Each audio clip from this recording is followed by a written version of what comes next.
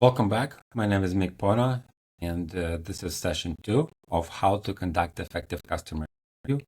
And today we're going to talk about the first part of planning customer interview. So planning customer interviews, we're going to discuss over 2 sessions. Today we're going to talk about formulating business and research objectives. We're going to talk about the right audience and how we need to think about customer psychographics. I'll give you 4 different frameworks. In section 3, next time we'll talk about deep dive on the problems and pains, 5 question types, projective techniques, how to build an interview, 9 tips for creating effective interview questions, and how to put together a customer interview strategy outline. I want to remind you that I'm doing this under Go-to-Market Institute, and our goal and our mission is to empower entrepreneurs and go-to-market teams with strategies and tactics to build, market, and grow great products. So everything you're going to hear in this session is something that have been proven and used and effective in conducting customer interviews. And as part of that, I would really appreciate if you like and subscribe. If you have any questions, feel free to leave it in the comments. I will be answering all the questions. And if some questions are going to require a deeper dive, I'll create a separate video answering them, and I will provide templates for those who are interested in getting templates with the questions, interview scripts, or with a summary of different types of customer interviews. All right, so I want to start with this quote. I do love it a lot. I took it from this great book, Decisions Over Decimals, and it says that problem well stated is a problem half solved. And I love that. And coming from inventor, GM Charles Kettering. And this really important for you to think about when you're conducting customer interview and where you're preparing and you're planning to conduct customer interview. What kind of problem you're trying to solve? What is your objective is extremely important. So the first step is formulating the problem. And there's 2 questions in formulating the problem for customer research and customer interview. The first question is that, what do you want to do with it? And the second question is that, what do you need to learn to achieve that objective? So for example, the first question that I want to build the MVP. Now, the second question is that, what are the biggest problems that needs to be solved as part of that MVP? So when you formulate the problem, you need to first think about what do you want to do with, what do you want to get out of this customer interviews? And this is what better called as business objective. So there's a business objective has to be clear and concise, and this is a couple of business objectives that you might have when conducting customer interviews. One is that I want to build my first MVP or proof of concept. Maybe second is about I want to get feedback on the new product or feature, or I want to create an ideal customer profile. So the first part of formulating the problem is formulating your business objective in a clear and concise way. The second part of formulating the problem is understanding what do you need to learn to achieve this objective. This is more about the research objective. The research objective is based on your business objective. If the first example was build in the first product MVP as my business objective, then the research objective could be learn how prospects currently solve this problem, identify where the problem is on their list of priorities. Maybe it is understand their responsibilities. And you might have, typically, I would like to have at least 1 research objective, but you can have 1 to 3, maybe sometimes 5, because they could be overlapping. However, you only should have 1 business objective, because business objective is the one thing that would keep consistency when you think about who you want to talk to, when you think about what you kind of things you need to learn, when you think about the psychographic and you think about the questions, you kind of want to get to the point of like, what my main business objective as part of those customer interviews. So this is just a summary of a couple of examples. We only used 1. But for example, if you want to create ideal customer profile, and this is your business objective, then your research objective could be identify the core elements of the prospects and customer buying process. or identify the rational and emotional values associated with that problem. If your business objective is to get feedback on a new product feature, then your research objective could be understand what your customer want to achieve, learn how they currently use your product. Those type of things you need to start when you're formulating the problem. You need to have a business objective and you need to have a research objective. Now, when all of this done, I highly recommend, and I found this extremely helpful in practical way, is to talk about hypotheses and confidence levels that you have towards that hypothesis. I want to do a plugin and give a shout out to this article that I've read and I find it extremely helpful, and I have a link here. It's on the blog by Common Cog. And it basically talked that, strongly opinions weakly held does not really apply. And what the alternative is to provide hypothesis confidence level.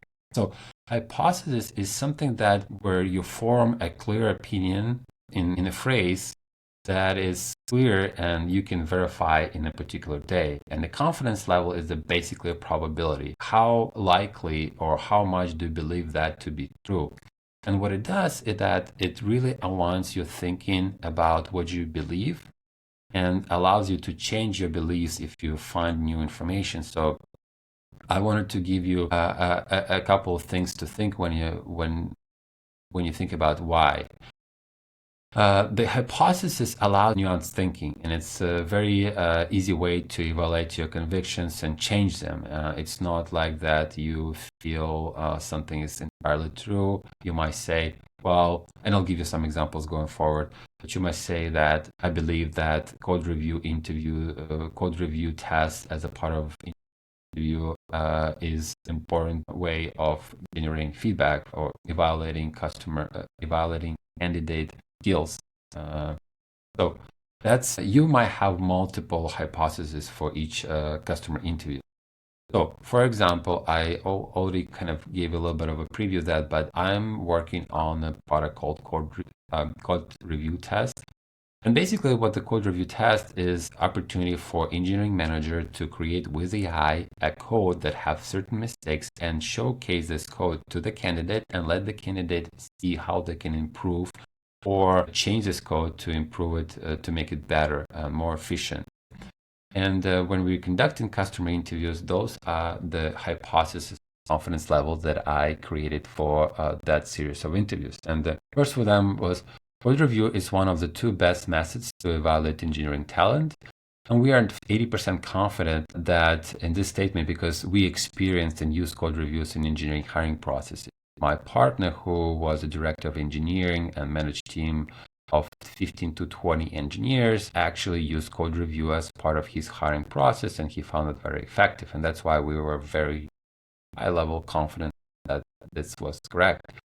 The second hypothesis we stated as we're 65% confident that main reason why most companies or engineering hiring managers do not use code review because it takes significant amount of time to create a code review exercise. We spoke with a couple of team that it takes about 3 to 4 hours to create a good test, and if test is created, then it leaks online. You have to create another one. This is 2 examples for creating hypothesis and confidence level. I want to give you another example. This is a series of interviews that I have conducted on trying to understand what requirements the first MVP should be for AI-generated content. And this type of hypothesis that I highlighted and I created before the interview. And they are about 80% of marketers teams struggle to create the amount of content that require for business needs. And if you see this as a pretty high confidence because 80%, the reason why I was so confident because I myself come from marketing background. I have myself built a content strategy and distribution. It's extremely difficult. It requires a lot of resources. Second was that less than 20% of content marketing use AI tools to help them accelerate the content creation and publishing. And I put here that I'm about 80% confident in this particular statement. And the reason for that is AI is still new. The people that I know in industry are not fully using and optimizing. So I just ballpark so that probably out of 5 people in the industry that use AI, and I wanted to state that and validate that through the customer interviews. Another hypothesis that I stated that the most frequent use case is a blog article creation, because all the companies, every company uses content to drive demand, and blog and articles are historically one of the most effective ways to drive demand. And I was about 90% sure about this statement, and this was the third hypothesis that I wanted to showcase. So as part of that research, having those 3 hypotheses will allow me to actually understand sort of the business needs and the problem, how many marketing teams actually have problems creating content, then how many teams use AI, and then what particular use case. So we talk here, the first hypothesis is around problem, second hypothesis is about AI usage, and the third is about use case. All right, so very briefly, let's talk about interview types and format. I'm not going to spend too much time on that, but interview types, you pretty much have in-depth interviews that goes about 1 hour or more, or you have regular interviews, which I recommend most of the time. That's about 30 minutes interview. And there's different formats of interviews. So there's online video format and there's in-person format. I believe that before 2020, I would say that given the state of tools, it's probably preferable to do in-person interviews because you're going to get more information. But I still have done quite a bit of phone calls as part of those interview processes. But it was challenging because you had to record, you have to like keep writing. But for the purpose, I recommend most of the time to have regular interviews for about 30 minutes, and to do that with through online means, using online tools, so you can record, so you can create easy summaries with potentially AI tools, and it would help you. With that, let's talk about the things that you need to do even before you start thinking about the questions and what to do. First, you figure out already you have to have a business objective, right? That business objective have some sort of research objective connected. Then you have a couple of hypotheses that we spoke about. Now, for you, when you think about hypotheses, when you think about research, when you even think about the confidence level for those hypotheses, you want to do some research around industry, and you can look at the competitors, online reviews, industry news, the problem and how people do a particular problem right now. What is a particular process you might generally find out. I typically like to create a few notes myself when I read those resources, and this is basically like a more of like ingesting some of the due diligence information. Sometimes you want to reach out to expert, or when you read expert analysis on some particular industry. So do not negate this step, because it will help you design better questions. It will help you prepare, especially if you are not talking to the customers, or you don't have a product, or you don't have a particular idea of the problem yet. This type of things of due diligence is extremely important for building customer interviews when you want to build the MVP or the first variation of the product. Now, the next step is finding the right audience. What do you need? Who do you need to talk to give the most useful insight and actionable insight? Well, this is an example and case study that I would like to provide. And you're going to have a link to a YC video that Emmett Shear talks about how they how they manage customer interviews while at Twitch. And Twitch, as you know, is a live streaming company that was sold for $1 billion to Amazon back in the days. But they had a dilemma. They wanted to grow Twitch, and the objective was to grow the platform and user base. And they decided to do customer interviews to figure out how to do that, right? And the dilemma here was to who do we talk to? Do we talk about broadcasters, followers, or both? And I think it may be obvious in a retrospect, but in order for such platform like Twitch to succeed, you need to focus on those people who generate the most content. And typically those are broadcasters. So while you are interested in tools for followers and how you can engage followers, typically broadcasters are building their communities, are build their the audience that they showcasing and streaming to. And that's why in this particular marketplace, you want to focus on a broadcaster. And he actually explains why how they talked about broadcaster. Very, very highly recommend. But this is one of the examples of how it is important to be very clear who you want to talk to. Before you start having a conversation with the customers and even reaching out to them, I also want to give you a few things that will help you understand why people are taking those calls, why it is important, what motivates people to take the call from somebody they don't know and answer a few questions about a particular problem that they have. One is customers want to be heard. They want to do something on their own, and when they help you with the interview or help you develop a product, they first of all helping themselves. Second is mastery. People want to be better at their jobs, and a lot of the times they want to get to know better ways of doing things, better ways, better products that could help them. And this is a lot of value for them to basically learn also while they're providing customer interviews. And sometimes, even though you're not probably going to speak about that value, this is something that motivates them. What they want to know, oh, is somebody working on something and solving the problem for me or my particular industry or my type of product or segment.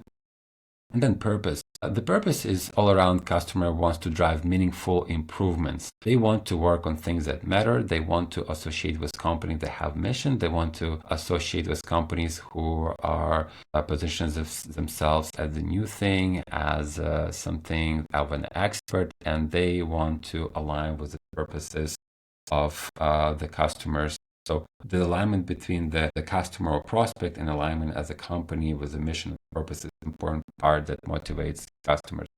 And this is the idea that was shared in a book by Daniel Pink, The Drive, that basically talks about all those three things that motivates us, why we have drive to do what they do. But it's also important from the standpoint of customer interviews, because as you start talking to more people, you will understand why people are driven by one thing or another to actually spend some time with you on the phone call. All right, so now you need to think about primary customer categories. And before you start thinking about who you talk to, have consumer products, you have enterprise products, and typically it might be different company size, different price tag, and different alignments on who buying and why they're buying. There's also different product values. There's sometimes a low price or low cost product, and sometimes there's a high price and high cost product. And that's could also impact how you select the customer to talk to. We talked about audiences type, the prospect, somebody who does not know your product or haven't used your product, and customer who already knows the product and already. And then you want to think about the usage level. And this is for mainly for the customers who already use the product, but you might have people who use very small part of it. There's people who use a lot of it, and those kind of extreme users, and there's mainstream users who kind of like in between and use average amount of time spent inside of the product, or use average number of features, or use that particular feature, the one that you have, on average amount of time. Now, consumer versus enterprise, just a quick differentiation. I'm not going to get into a lot of details here, but consumer, the biggest differentiation that you might think of a consumer, that it typically the end user is a decision maker. That means that if I'm buying the stopwatch here, it's very unlikely that even by the price it is, that I'm buying this for somebody else. So I'm the user and I'm probably the decision maker here. Now with enterprise sales, it's a little bit different. The larger the cost is for the product, then the more people involved in the buying process. And if you think about the different environments, different enterprise products, you have a buying cycle that typically involves end user and decision making and influencer. The decision maker is an economic buyer, somebody who would benefit with the values that you provide, but not necessarily the end user who will use the product. On the consumer side, when you're doing research for consumer side, and by the way, I have to say that a lot of the information that I give here are focused around enterprise sales. But even that, if you have a consumer product, I think a lot of information you found here will be helpful to you as well. So stick with us. But The wider set of problems and contexts and harder to spot patterns is one of the things that differentiate consumer product from enterprise product. What I mean by that is, think about dating apps. You might have different types of segments. It might be different cities, different locales, different ages, different genders, different structures. So in order to get some context, in order to see the patterns, you probably want to talk to much more different interviews and probably take those people from different segments so that you can connect and overlap different types of problems that you might be able to solve. Now, with enterprise, it's a little bit easier to spot because you have multiple people involved in the product cycle, and typically product cycle might get long. But if you trying to understand a certain problem and a certain buying cycle, over time, if you select the right company size, you'll figure it out that every enterprise sales have roles. They might be overlapping with one person, but they have different types of role. And regardless of how the size of the company in enterprise, they probably will have a similar idea of the problem that would have. And even when if you conduct 15 or 20 customer interviews, after them, you can pretty much have a clear pattern of things that you need to worry about of the problem that they have.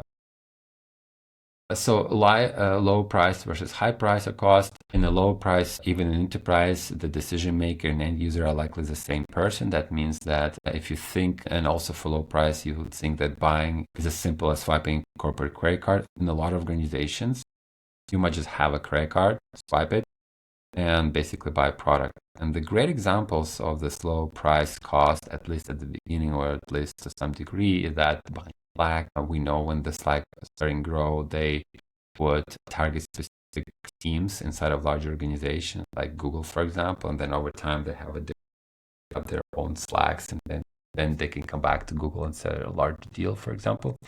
But there's also products like Google Drive, Trello, Calendly, Tedical, those things that you can probably buy yourself pretty quickly. And if you're a manager and you probably have a budget, you can just swipe your credit card and just move on.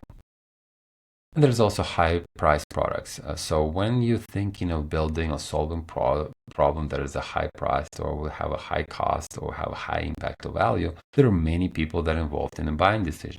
We talked about that. There's also required multiple approvals. So you need to understand what kind of things that people would be needed in terms of moving this sale or through their organization, because they might want it, but it might have some operational difficulties. And typical examples in this would be something like buying Salesforce, right, or Outreach, or a couple of other larger companies that require talking to sales, that require a longer sales cycle. Next, let's talk about prospect and customers. With prospect, you learn why they aren't using your product yet, why they're not customers. You won't be able to talk too much about the product, so you'll be focusing mostly on the problem. And with prospects, you're mostly focusing on insights, on why they're not using anything to solve this problem, or why they're using alternatives or competitors. For the customers, the difference is that you already know who they are, so it's easy to get in touch with them. They'll be more willing to talk because they would feel like that you're going to try to improve the product, which would hopefully improve their life even more, and they have a benefit of participating. And then they already know you, and they know your product, your team, your customer success could probably reach out to them and book a call quite quickly with them. And when to use one and which to use another. So if you are building a new product, obviously you don't have anybody who use your product, so you would go to the prospects, and it will be probably everybody you'll talk, it will be your prospects. So if you have already a product and you're looking how to improve your product, and or you want to create an ideal customer profile, create messaging, this is something that you probably want to focus on interviewing the customers. However, I do want to point out that sometimes it is also helpful, actually often it is helpful, even if you have a product, to talk to the prospects, because you don't have survivorship bias and you want to understand who doesn't use your product and why. All right, mainstream and extreme users. So users and customers who fall in the middle of the spectrum of experiencing the problem or using the product, they call mainstream users. An example here, if we would use Uber or Lyft, that the average number of rides per month are somewhere in between. If you're an extreme user, it's a user customer segments who use your product in the top 5 or the lowest 5% of the customers. And this is given the Uber example of people who the 5% less users use your product the least, and then the top 5% who use Uber the most. And that's important to give you different connotations, because those who do not use product often, you'll be able to understand why. Is this something that you want to address? Is something addressable, or is it just a segment you don't want to touch? If you have extreme users, you want to understand what makes them extreme, what things, context that makes them extreme. For example, maybe they're living in an urban city that's not easy to commute with public transportation. They could be extreme users because it's a short distances, and this is maybe perfect for somebody like Uber or Lyft to provide this. And for mainstream users, those basically a medium user in between. So there is an extra reading here on extreme and mainstreams, and I highly recommend you to check it out and think about those types of users when you creating customer interviews. Who do you want to have more? And when do you talk on the customers? At the end of the call, you should be able to say whether like the extreme or mainstream users based on the. And if you have data and you have a product, you probably could put a list of the customers in each of those buckets to help you with. Now, I wanted to talk about hierarchy of customer segmentation. And this is something that I first created when I was creating ideal customer profile. And I have in-depth article with the link here. And I have a video about how to create an ideal customer profile. And a part of the process, I did talk about talking to your customers. And when I think about the creating ideal customer profile, I think it in a hierarchy. And first, there is a target audience, right, who have a pain. If I'm building a product, for example, to help summarize some feedback on the sales calls with a customer sales team, it's a pain that might be experienced by everybody in sales, in every company, in every segment. I could be going after VP of sales across the organization, across the different segments. If you have a pain and you have a fit, meaning that you have a budget, for example, and you have a size of the company that I want to target, then that could be your potential customers, where like you have a pain as a target audience and they are large enough where that pain actually large enough for them to do something about. So this level, we're talking about potential customers. The third level is what we call an ideal customer profile. And this is where you have pain, you have fit, and they also are ready, willing, and able. So this band framework that includes budget, authority, need, and timeline. It means they have a budget for the problem, they have an authority to make a decision, they have this need, and they have a timeline at which they want to buy. And this is what makes an ideal customer profile. They have a pain, they have a fit, and they have budget, authority, need, and timeline. They're ready to act. You don't have to spend too much time explaining what problem you solve and how you solve it. It's basically like, hey, this is what we can do for you. This is how it works. What would make you to buy this product to deliver that value, solve that problem for you. And this is an example, okay? It could be a VP of sales and they have this amount of revenue and they're aware of the pain and ready to take an action. And the last and very specific is persona. And persona, in addition to everything we talked about, also includes psychographics. It's basically attitudes, beliefs, and values. And if we give this an example, it's a VP of sales who works for the company that $1 million plus ARR, and they're aware of the pain and ready to buy, and they also are early adopters, for example. They're also willing to take a chance and take a risk. Sometimes, and actually quite often, I see people overemphasize a persona, and sometimes persona just have demographics data, like a certain age, they're a certain gender, they live in a certain place, they prefer certain things. However, I believe this is would be very, very problematic for you or for your research, and even for you as an organization when you think about creating personas, because you are jumping into a lot of conclusion based on demographics, and you really want to, as you create your persona or ideal customer profile, to talk about the larger audience, then think about the potential customers in that audience, and then the ideal customers in that, and only then potentially from psychographic that could be even better target. Because the reason why you want to look at that standpoint is that if you go into persona, you shouldn't be selling too much on the pain, on the problem, because they should know it and they should understand it and they have attitude to believe that it's required. If you are just going after a target audience, that means that you would have to explain the problem. They might not have the problem. You don't know if they have the problem. So it is important to think about this ideal customer profile. And this is why when you're selecting who to talk to,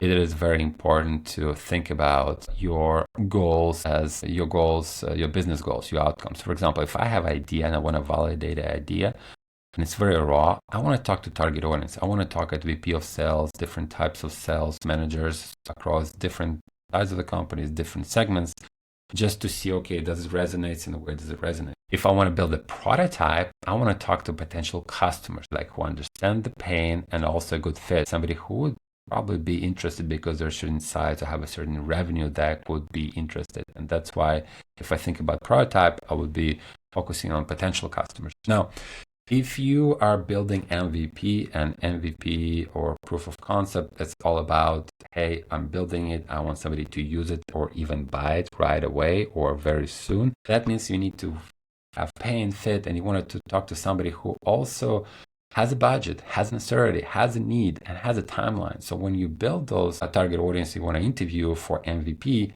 think about ideal customer profile, think about those type of segments. And if you have the product already live and it's released, I think that then, depending on your business goals and your research objective, you want to talk to somebody who has a specific persona. Maybe they also have a specific use case of the product you try to investigate. So this is a hierarchy of customer segmentation and how to create ideal customer profile. And there's a very detailed resource right there with the link. You can go and learn more. Now, you also want to think about and understand who not to interview. This is just an examples of all the segments that we thought about when we sought to design an ideal customer profile. But if you're building something for consumer, obviously you don't want to interview somebody who is an enterprise. And if you're building something for an audience or for the target customer that doesn't have CRM system, maybe and works for a smaller company, maybe you should not be talking to a large enterprise that has CRM system built on. So think about people that you should not want to interview, because they will not provide feedback, and outline that as well. Now, as you create your target audience list, just to create a quick checklist summary, right?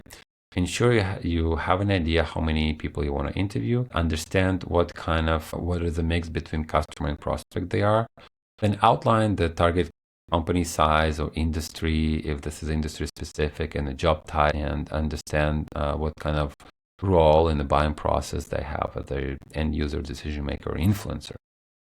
Now, the next piece that I want to talk to you is customer user psychographics. And as part of this process, I want to spend some time for you to understand what does it mean to understand the customer, how to get to the customer deep thoughts, feelings, and emotions. And when we move into building the questionnaire and interview script, it will be very helpful.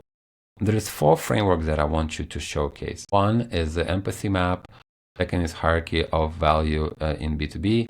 The Fogg model, and the change. Who do you want your customer to become? So first of all is empathy map. This is a Nielsen group that created this as part of the process of them try to understand what the customers need, and I think it's great. And basically, this is a user in between. And in order to understand your user as you conduct your customer interview, you need to understand what user says, what user thinks, what they do, and how they feel. So what is the customer thinking and feeling? What are some of the worries and aspiration? And what would the user see while using your product in the environment? Or how do they feel about the problem that you're trying to solve? Or what do they do to solve this problem today? So this framework helps you, and I highly recommend to read more on it, is to think about the questions and think about the outcomes that you want to get out. Do you understand when or how sometimes what people think and how users feel, not necessarily what they do and what they say? And that also happens in the book, Everybody Lies, that talks about that customers often just want to be better. They want to look more professional. So they sometimes say different things that they actually do. And it's important as a part of the process of customer interview to understand how what they do and what they feel could be different. And this is a great example that they use. And I'm just, showcasing to you here that when you think about sort of example of buying a TV and empathy map, you kind of like breaking down the questions and learnings, like what they think. What is so hard? There's so many there's so many options. Am I stupid? And I'm wasting too much time of picking it. And then you want to think about what people say. What do you think? They might be asking somebody, or what brand do you like? They might be asking somebody who's selling that to them or somebody that they know. And then what they do. How do they prioritize pros and cons? How do they do research? What friends do they ask? How do they make decisions? And then how do they feel? How do they feel about this process of buying a TV? How do they feel about the decision? How do they feel about the process of after the fact of buying the TV? Do they feel remorse and so forth? So those kind of give you an example of how to think through the empathy map when the customer has a decision to make. Now, one thing that I want to ensure that you're aware and also plan for is that even if you're in B2B and you sell in the enterprise market, at the end of the day, you're still selling to individual people. They still have something that you can fulfill, even if you're selling them their enterprise product and it's all about ROI.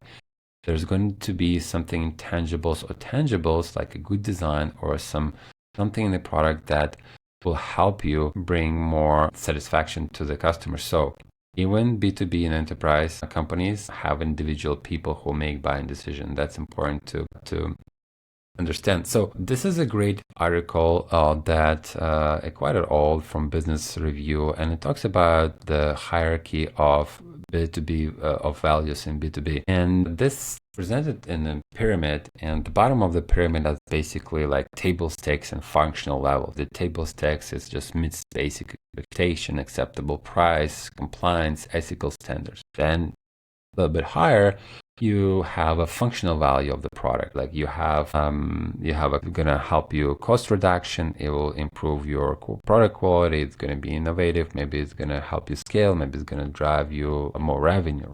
That's a functional value that goes next. If you move up that hierarchy, then you're gonna have operational strategic values. Operational values like integrations, connections. The strategic values like reducing the risks, flexibility, component quality, configurability, somewhere in between when it comes to access. Then you have productivity. It's going to be time saving. It's reduced cost, decrease hassle, get better transparency, better information. Then the relationship, like how responsive is the team or the company that I'm working with, so that provides me that product, like how committed they are, how stable, is it a cultural fit?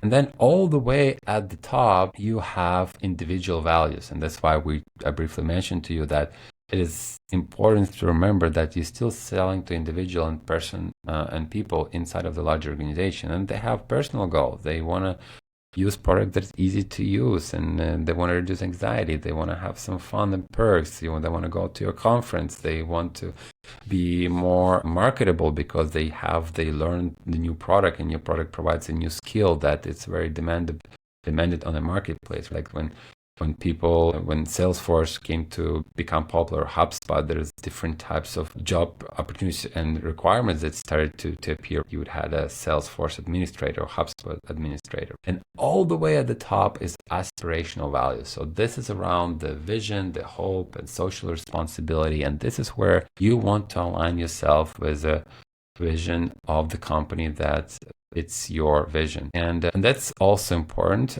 because we often select different types of companies because we like founders, because we like the vision, and because we want to be part of that journey. So inspirational value is important. So when you speak with a customer and you try to think about different values that you might provide to the customer, think about this hierarchy, think about that, and think which of those values your product would be able to impact, because that's important. Now, the second framework that I want to showcase to you is a very famous Fogg behavioral model. And it basically describes and helps you understand what happens or what needs to happen for your behavior to change or action to occur. And you typically need to have three things. You have to be motivated, meaning that you want to do it. You have to have an ability, I want to do it. And sometimes and often you have to have a trigger to do this now, not tomorrow, not in 2 months, but now. And this is a trigger. It might be emotional, it might be outside your environment. Like I'm decided to move my offices and I'm looking for a company to help me move furniture. So that's a trigger that would allow me to search for services that provide moving. In the motivation part, we want to know what they will research in when they need a product or they have a problem, like what objections they might have in order to make the action. And when it comes to ability, you want to think about what buying power does your target customer have. Can they make that decision? Do they have a budget to make the decision? Kind of related a little bit to that ideal customer profile, but this is more of a psychographic approach of how to make them change. And you wanna, when you conduct customer interviews, at the end of the day, you want to have an insightful interview because you do want to create something. You want to create ideal customer profile so you can go and market better. You might create a strategic messaging so you can change perception of how people think about your product, or you can build a product. And this is the way to showcase how they, whether they have an opportunity to actually make a purchasing decision. Okay, this is a visual representation of this model. Everything that above this line that prompts to succeed or change the behavior. And there is sort of a relationship of, if it's easy to do, you don't have a lot of motivation to do it. And if it's difficult to do, then you need to have more motivation to do that. This comes back to when you conduct customer interviews and you try to understand what would prompt this person to buy your product going forward, or what kind of problem that would make them take an action, or what motivates them to take action on that problem. You will have to think through that interview and you have to think through those questions. At the end of it, you want to understand where that relationship is between the motivation and ability to take that action. The other framework is, who do you want your customers to become? And this is a book, and I provide that in extra resources as well. Is basically think about that when you create a new products or existing products, you improve existing products. You want to understand the before and after. Like, how do you want your customers to change? What action do you want them to change? How would they feel? What would change in their feelings? What would change in the day-to-day? And what would change in their time? The questions you might want to map out is, before your product, how does your product or service changes customer lives and daily activities before and after? You can also think in terms of feelings. How does your product or service changes the feeling of the customer before and after? Before they use the product and after they use the product. And you also want to think about how the customer status change. And it goes back to this aspirational value, where sometimes I can give you a perfect example here, that when Figma first started to be popular and I used Figma and I figured out, oh my God, this is such an amazing way to collaborate with different types of product managers, with different stakeholders, with a designer, that I wanted to use Figma for all the projects that I'm working on. I basically associated my status of somebody who tries new products, somebody who tries great products. And this is how my status has changed with Figma. I have become a champion of Figma in many companies that I've bit of work afterwards, because they provide a huge service and they change the way I think and the way I see myself as a product manager as a result of that. Think of that, use that, and it should be helpful.